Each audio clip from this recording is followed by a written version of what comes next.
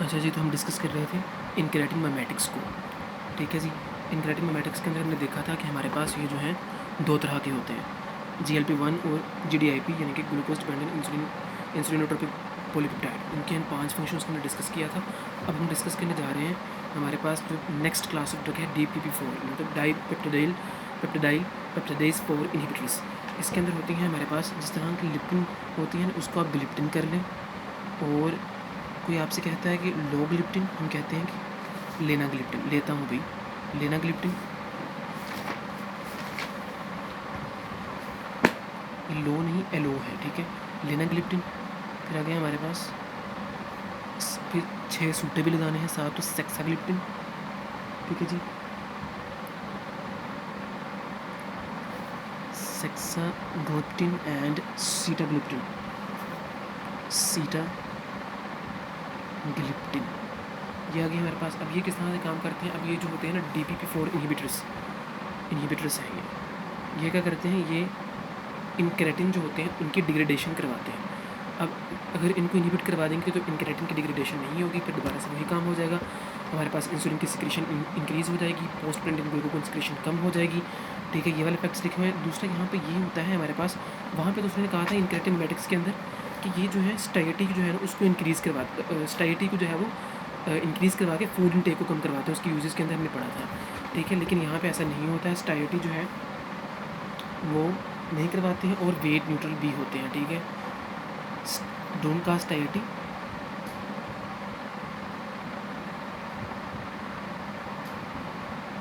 And are weight neutral. अब हम discuss कर लेते हैं इनके एडवर्स इफेक्ट्स को। जो इंक्रेटिन मिमेटिक्स होते हैं उनके भी तकरीबन वही एडवर्स इफेक्ट्स हैं। इसके अंदर भी हमारे पास पेंक्रियाटाइटिस आता है, ठीक है, और गैस्ट्रोइंटेस्टाइनल डिस्टर्बेंसेस आती हैं, जैसे कि नोजिया, वोमिटिंग, डायरिया। और क्या कहते हैं, अगर आपको एब्डोमिनल पेन फील हो तो आपको ये इंक्रेटिन मिमेटिक्स जो होते हैं ये डिसकंटिन्यू कर देने चाहिए, ठीक है। अब देखिए दोबारा से वही चीज़ें हैं कि हाइपोग्लाइसेमिया नहीं काज करवाते ये, ठीक है, और DPP-4 इनहिबिटर्स में यही होगा कि हाइपोग्लाइसेमिया वगैरह नहीं काज करवाते हैं। फिर हमारे पास ये है कि हमें पता है कि जो सेक्सा पैटिन होता है ना, सेक्सा ग्लिप्टिन होता है, वो जो है उसको CYP-4 इनहिबिटर जो है, P450 जो है वो मेटाबलाइज करता है, ठीक है। CYP-4 इनहिबिटर जो है उसको CYP-450 इनहिबिटर P450 जो है उसको एक्टिव मेटाबोलाइट्स के अंदर कन्वर्ट करवाता है। अगर कोई इस तरह की आपने ड्रग ली है जो कि इसका इनहिबिटर होगी तो जनाब ये इसका सीरम कंसनट्रेशन जो है वो इंक्रीज़ होना शुरू हो जाएगी, इसका लेवल जो है ब्लड के अंदर इंक्रीज़ होना शुरू हो जाएगा। एक ये बात होगी हमारे पास। फिर हमने कहा है कि हमारे पास इसके इफेक्ट्स के अंदर भी यही है जो DPP-4 इनहिबिटर्स हैं कि नेज़ोफेरेंजाइटिस, अपर रेस्पिरेटरी ट्रैक्ट इन्फेक्शंस और फेरेंजाइटिस काज करवाते हैं, ठीक है। दोबारा से वही आगे अब इनके फार्माकोकाइनेटिक्स को डिस्कस कर लेते हैं। अच्छा जी, अब इनकी फार्माकोकाइनेटिक्स के अंदर हमारे पास ये है कि जो इंक्रेटिन मिमेटिक्स के अंदर जो लीराग्लूटाइड है और एक्जिनाग्लूटाइड है, ठीक है। एक्जिनाटाइड हमने कहा था हमारे पास एक है, और एक है हमारे पास लीराग्लूटाइड। जो एक्जिनाटाइड है एग्जिट है, जल्दी एग्जिट हो जाती है, इसकी शॉर्ट होती है हाफ लाइफ, इसकी लॉन्ग होती है हाफ लाइफ। तो इसकी हम कहते हैं कि हम एक ही इंजेक्शन लेते हैं, ठीक है, 5 डेली डोजिंग होती है, इसकी ट्वाइस डेली डोजिंग होती है within 60 minutes before evening and morning meal से पहले। हम जब एक इंजेक्शन सुबह के खाने से पहले और एक इंजेक्शन हम लेते हैं इसका रात के खाने से पहले, इवनिंग मील से पहले, ठीक है। तो दूसरी बात ये है कि चूँकि ये पॉलीपेप्टाइड्स हैं तो ज़ाहिर सी बात है इनको ओरल तो हम ले ही नहीं सकते, फिर हम इनको सबक्यूटेनियसली लेते हैं। फिर अगली बात इनके बारे में ये है कि जो एक्जिनाटाइड है वो ग्लोमेरुलर फिल्ट्रेशन के जरिए से जाता है, ठीक है, मस्ट बी एडमिनिस्टर्ड सबक्यूटेनियसली। और दूसरी बात ये है कि एक्जिनाटाइड को हमने जो है वो चूँकि रीनल एलिमिनेशन के थ्रू जाता है तो इसको रीनल इम्पेयरमेंट के अंदर हमें क्या करना होता है, हमने इसको अवॉइड करना होता है, avoided in renal impairment. Renal impairment अगर हो गए तो इसको हम नहीं लेते हैं। अच्छा, फिर अगली बात ये है जो DPP-4 यानी कि डाइपेप्टिडाइल 4 इनहिबिटर हैं, एलोग्लिप्टिन, लीनाग्लिप्टिन, सेक्साग्लिप्टिन, सीटाग्लिप्टिन, इनमें से एलोग्लिप्टिन और सीटाग्लिप्टिन जो हैं इनको हम इसके बारे में ये है कि ये ज़ाहिर सी बात है सारी ओरल ड्रग्स हैं तो इनको ओरल ही लेते हैं, ठीक है। ये यूरिन के अंदर एक्सक्रीट होती हैं, यूरिन के अंदर अनचेंज्ड जाती हैं। सेक्साग्लिप्टिन जो है ये भी जाती है यूरिन के अंदर ही जाती है, लेकिन ये जाती है मेटाबोलाइज होकर 450 जो है ना एंजाइम जो होता है हमारे पास उसके ज़रिए से मेटाबोलाइज होगी। लेकिन जो लीना ग्लिप्टिन होती है एंटायर हेपेटिक सर्कुलेशन के ज़रिए से जाती है, ठीक है। तो रीनल इम्पेयरमेंट के अंदर इसकी डोज को एडजस्ट नहीं करना, तो बाकी सारों की डोज को एडजस्ट करना होता है हमने। अच्छा, अब हम डिस्कस कर लेते हैं SGL2 इनहिबिटर। SGL2 इनहिबिटर को आपने याद रखना है कि सारी वॉशरूम की जैसी चीज़ें होती हैं ना, वैसे इसके नाम हैं, वैसे इसके एडवर्स इफेक्ट्स हैं, ठीक है, वैसे ही इसके यूजेस हैं।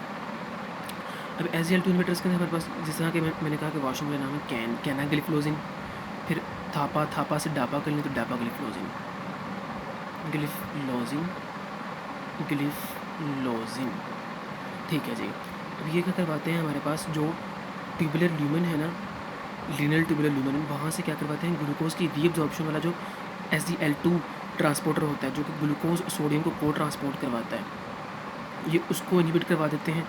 अब देखें ग्लूकोज में नहीं जा पाता तो क्या होता है, यूरिन के अंदर ग्लूकोज ज़्यादा जाता है, रीअब्जॉर्ब नहीं हो पाता, ब्लड के अंदर ग्लूकोज कम जाता है।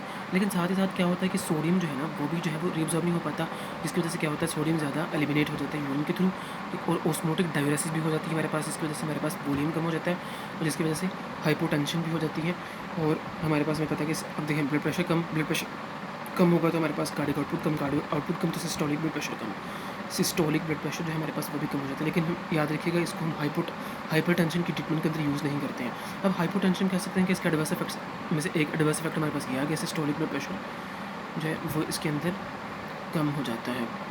अच्छा, फिर हम कहते हैं कि हम ये एजेंट्स जो, अच्छा अब देखें जो यूरिन के अंदर ग्लूकोज के ज़्यादा हो जाना, हम कहते हैं कि वो ससेप्टेबल कर देता है जो इन्फेक्शंस हैं उनको, ठीक है। अब ज़्यादा ग्लूकोज अगर यूरिन के अंदर तो urine tract infections, urinary frequency हमें पता है पहले ज़्यादा है, यूरिन फ्रीक्वेंसी के बाद हमारे पास जो है genital mycotic infections, female genital mycotic infections, इसके ये 3 एडवर्स इफेक्ट्स हैं, female genital mycotic infections, urinary tract infection, सारी वॉशरूम से रिलेटेड चीज़ें हैं।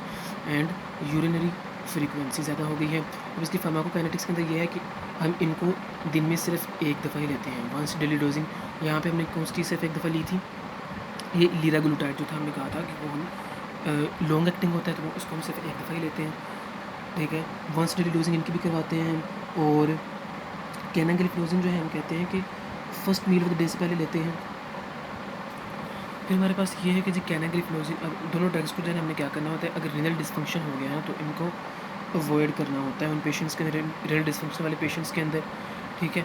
अब याद रखना है कि बेशक कैनाग्लिफ्लोजिन का primary route of excretion faeces के थ्रू है, लेकिन 1/3 जो है वो रीनल के थ्रू भी होती है, इसलिए रीनल डिसफंक्शन वाले पेशेंट्स के अंदर इसको अवॉइड करते हैं। अच्छा जी, फिर हम कहते हैं कि दोनों ड्रग्स जो हैं मेनली मेटाबोलाइज होती हैं ग्लूकुरोनिडेशन के ज़रिए से इनएक्टिव मेटाबोलाइट्स के अंदर जाती हैं थ्रू ग्लूकुरोनिडेशन, ठीक है। एक ये बात याद रखिएगा। अब दूसरी बात जो है जो SGL2 ट्रांसपोर्टर इनहिबिटर है, यहाँ पे हम कहते हैं कि जो ट्रांसपोर्टर है ये 90% of the renal glucose reabsorption ये करवाता है। ये बहुत इंपॉर्टेंट बात जो मैंने के एग्जाम के अंदर लिखी हुई है। अच्छा जी, फिर अगली बात है हमारे पास, अच्छा जी आखिर पे एक ड्रग रह गई हमारे पास सिंथेटिक एमाइलिन एनालॉग्स। सबसे पहले देखिए एमाइलिन क्या चीज़ है। एमाइलिन जो है 37 अमाइनो एसिड सीक्वेंस की एक हार्मोन है जो कि को सिक्रीट होती है इंसुलिन के साथ फ्रॉम द बीटा सेल्स, ठीक है जी। अब ये क्या करवाती है, ये 3 काम वही करवाती है जो कि इंक्रेटिन्स करवाते हैं, गैस्ट्रिक एम्पटिंग को डिले करवाती है, स्टाइटी को इंक्रीज़ करवाती है, और पोस्ट प्रेंडिल ग्लूकोज सिक्रीशन को जो है वो ये डिक्रीज़ करवाती है, ठीक है जी। अब हम कहते हैं कि ये जो है वो इसका एक एनालॉग जो है हमारे पास वो है पेरेंटाइन, जो कि हम यूज़ करते हैं as an adjuvant in the therapy, meal time insulin therapy in patients with type 1 and type 2 diabetes, ठीक है।